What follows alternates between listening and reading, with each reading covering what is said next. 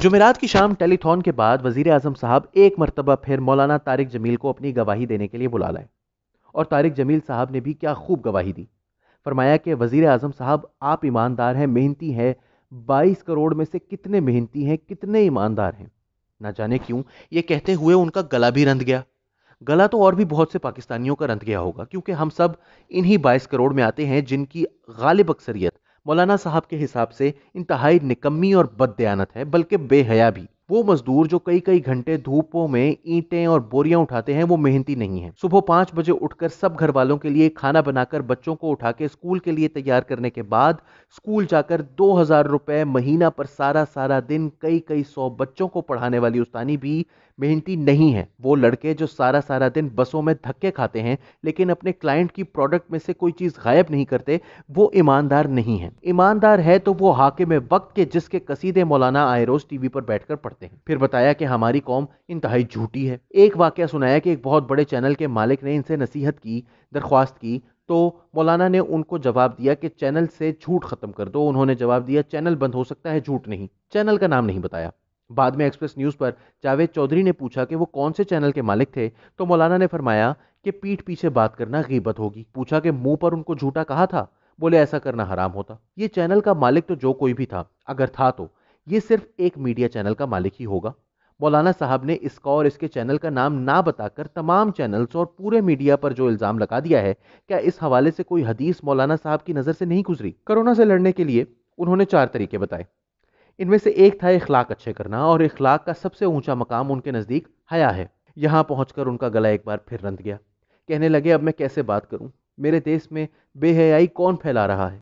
यहां जरा एक क्लिप मुलाहिजा कीजिए। हर जोड़े का डिजाइन अलग अलग नजर आएगा। मेरे गुर्दे के नीचे बनियान नजर नहीं आ रही, उसके 100 जोड़े नजर आएंगे। 100 जोड़ों के पीछे उसका पूरा जिस्म देखेगा। ये बयान हूर से मुताल्लिक था।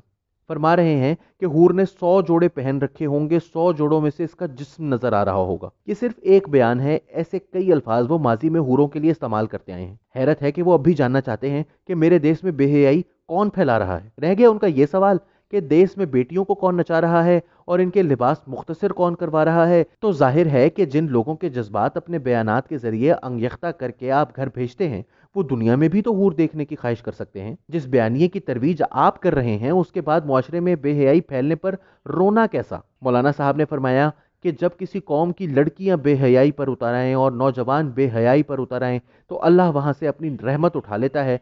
सबसे ज्यादा अजाब कौम लूत पर आया, क्योंकि ये कौम बेहयाई में तमाम हदें उबूर कर गई थी। मौलाना साहब की खिदमत में अर्ज है कि मुस्लिम दुनिया में कोरोना ने सबसे ज्यादा तबाही ईरान में मचाई है। वहां गुज़िश्ता 41 साल से इस्लामी शरीयत का निजाम है और इतना सख्त है कि कोई लड़की पूरे कपड़े पहनकर भी डांस वीडियो बनाकर सोशल मीडिया पर डाल दे तो जेल में डाल दी जाती है। इसके हक में कोई औरत वीडियो बनाए तो रियासत गिरफ्तार करके जेलों में रखती है और फिर कौमी टीवी पर मुआफी मंगवाती है। आखिर इस बाहया मुआशरे पर अल्लाह ने किस बात का अजाब नाजिल किया है? यकीनन मौलाना साहब के पास इसकी तावील होगी कि यह आजमाइश है।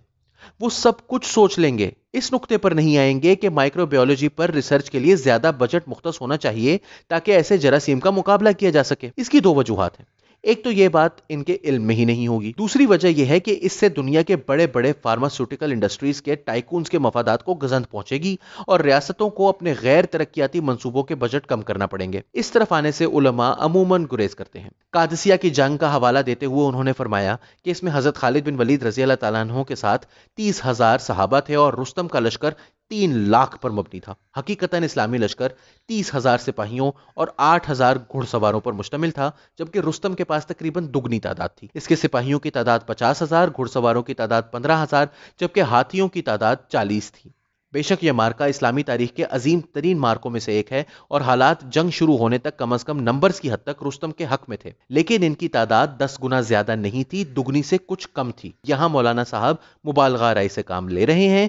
याद रहे कि इससे कुछ ही देर कबल मौलाना ने झूठ बोलने के हवाले से भी कुछ फरमाया था। इसके बाद मौलाना ने दुआ शुरू करवाई اور روتے ہوئے کہنے لگے کہ اللہ تو نے ہمیں بے حیائی سے روکا، ہماری نسل نے کپڑے اتار دیے۔ نہ جانے مولانا صاحب کن محفلوں میں اٹھتے بیٹھتے ہیں، کیونکہ کم از کم ہم عوام میں نہانے کے علاوہ کپڑے اتارنے کا رواج تاحال راسخ نہیں ہوا ہے۔ پھر فرمایا یہ وبا ویکسینیشن سے نہیں روک سکتی، اسے تو اللہ ہی روک سکتا ہے۔ یہی کاہلی کا سبق ہے جس نے اسلامی معاشروں میں گزشتہ کئی صدیوں سے سائنس دشمنی کی ایک کیفیت پیدا کر رکھی ہے۔ اللہ سے مدد کی درخواست کے ساتھ ویکسین کو بلا وجہ بیچ میں لانے کی کیا ضرورت تھی؟ کچھ اینکرز، خاص طور پر ایک خاتون اینکر کی تو اس دعا کے دوران وہیں گگی بند گئی تھی۔ ایک صاحب نے ٹویٹ کی کہ مولانا طارق جمیل کا گھروں میں نماز ادا کرنے کا بیان پاکستان کی مذہبی تاریخ میں وہی حیثیت رکھتا ہے جو مقام مارٹن لوتھر کنگ کو مسیحیت کی تاریخ میں حاصل ہے۔ مولانا صاحب کا بہت شکریہ کہ انہوں نے یہ ایک بنیادی سی عقل کی بات کی ہے۔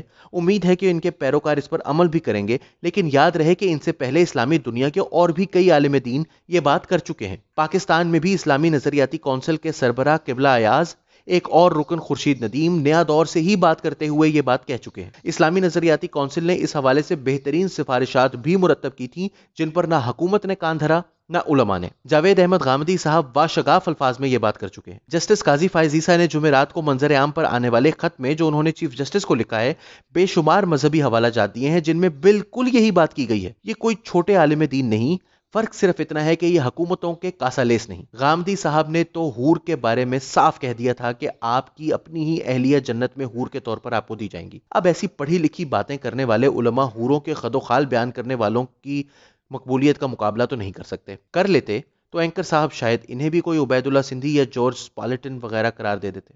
حامد میر نے درست کہا، اللہ تعالی ہم سب کو جھوٹ بولنے سے پرہیز کرنے کی توفیق عطا فرمائے اور خوشامد ترک کرنے کی بھی۔